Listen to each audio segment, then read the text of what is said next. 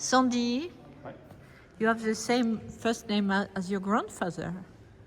Well, in fact, my name is Alexander Sterling Calder Rower.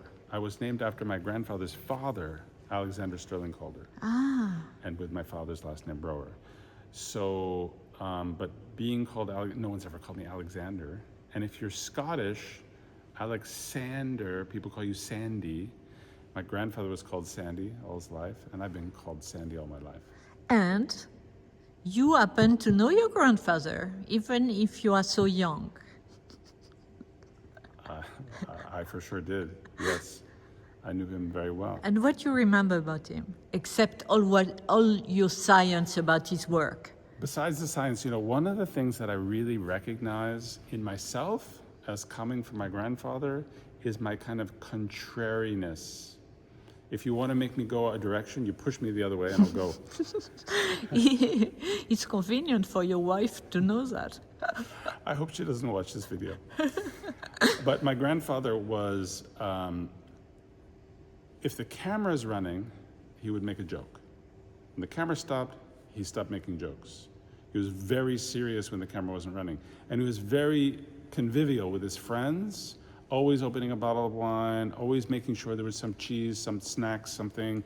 Anybody came, there was always kind of an open door policy. But at some point, my grandfather would leave. Yeah. Bored? Oh, has to go back to work. He was driven by his work. He had to work. I mean, that's why he made 6,000 sculptures. 6,000? 6,000. We've documented around 25,000 works in all media, from sketches and jewelry to mobiles and everything else. And to be that productive at the level of Picasso, that kind of productive, you have to work all the time. You have to be driven. That is, both of them were. But obviously he was driven, because there's a kind of grace about what he does. A craze? Grace. Oh, a grace or a craze? Grace, Oh, both, grace, yeah. grace. I'm just teasing you. About my bad accent. No, but that's a grace, really, about this idea of magic assemblage and... No? Can I use that as a title for an exhibition? We're always looking for new, fresh titles. You Magique can. assemblage. C'est fantastique, non? Bon, that's all what you remember? How was he with you? To get him to discuss his work, he didn't want to discuss his work. But you were too young anyway. No, but I mean with people. But with you. Yeah, but I'm saying looking for with something me- personal. What drives you today to be so protective of your grandfather? It has nothing to do with my grandfather. I protect his art. I don't protect my grandfather. No, but of course, also the image we have about your grandfather is great. But what you remember personally about him? But I never talk about that. Well, It's personal. Yes, that's why it's interesting. Yeah. We don't want any But bullshit. only a friend of mine like you can ask me a question like that.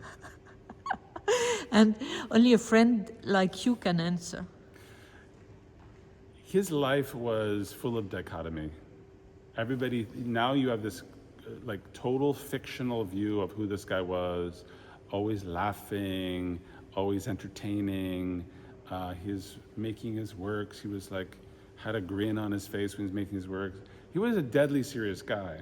When I would be in the studio, I'd be in the studio because I was working, because I was making something for myself. How old were you? Every age, from birth until 13 when he died. I was always in the studio. And he would be making something. I could observe him. I couldn't disturb him, but he'd be watching me make something. Of course, I wasn't making sculpture. I was making things that a child makes. I was making a sword. I was making other things that interested me. And he would show me, he would come over without even speaking and just change the angle of my hand holding the chisel, cutting the metal. I was just bashing it like that, and he would do it like this. And it would be much easier, in fact. He would show me his years of experience. But he was always very open to discuss certain really specific, if he had a specific question. If you asked him a dumb question like, what is the meaning of your work? That would just irritate him. But if you asked him a really specific question like, you made a sculpture in 1947, blah, blah, blah, like that, he liked those kind of questions. And I learned a lot from those kind of engagements. Merci, monsieur.